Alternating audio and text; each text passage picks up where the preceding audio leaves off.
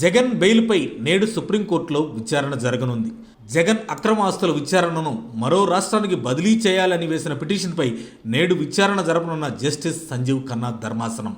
విచారణ జాప్యంపై గతంలోనే supreme serious అయ్యింది. అంతేకాకుండా జగన్ బెయిల్ రద్దుపై కూడా నేడు సుప్రీంకోర్టులో విచారణ జరగనుంది.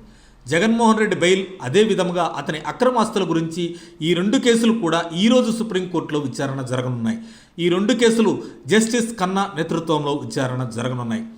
రఘురామకృష్ణంరాజు వైసీపీ ఎంపీగా ఉన్నప్పుడు దాఖలు చేసిన ఈ పిటిషన్లపైన గతంలోనే విచారణ జరిగింది. అయితే సిబిఐ తన డ్యూటీ సరిగా నిర్వర్తించడం లేదు. ఇలాంటి పరిస్థితుల్లో విచారణ వేగవంతం చేయడానికి సిబిఐకి ఆదేశించాలి. అంతేకాకుండా హైదరాబాదులో ఉన్నటువంటి ప్రత్యేక సిబిఐ కోర్టులో ఈ కేసుల విచారణలో జాప్యం జరుగుతుంది, వేరే రాష్ట్రానికి ఈ కేసులు బదిలీ చేయాలి అన్నది మొదటి పిటిషన్. వేరే రాష్ట్రానికి ఎందుకు బదిలీ చేయాలన్న కారణాలు కూడా చూపించారు. పిటిషన్ల మీద పిటిషన్లు వేస్తున్నారు, డిశ్చార్జి పిటిషన్లు. ఈ పిటిషన్లు పూర్తి అయ్యేసరికి అక్కడ ఉన్న జడ్జి మారిపోతున్నారు.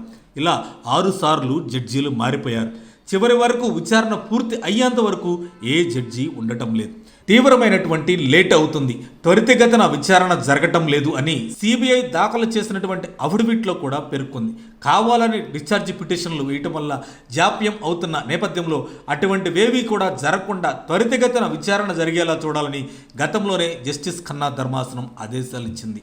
ఇక జగన్ బెయిల్ రద్దు విషయంలో గతంలో రఘురామకృష్ణంరాజు జగన్ బెయిల్ రద్దు చేయాలంటూ హైకోర్టులో పిటిషన్ వేసినప్పుడు అందుకు హైకోర్టు ఒప్పుకోలేదు.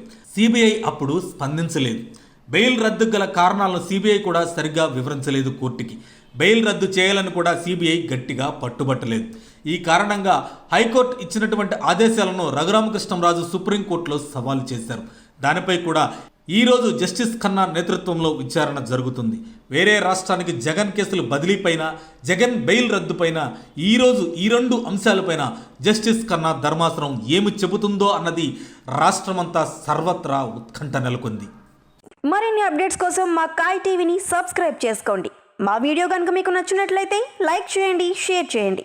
మీ విలువైన అభిప్రాయాలను కామెంట్ బాక్స్లో తెలియజేయండి.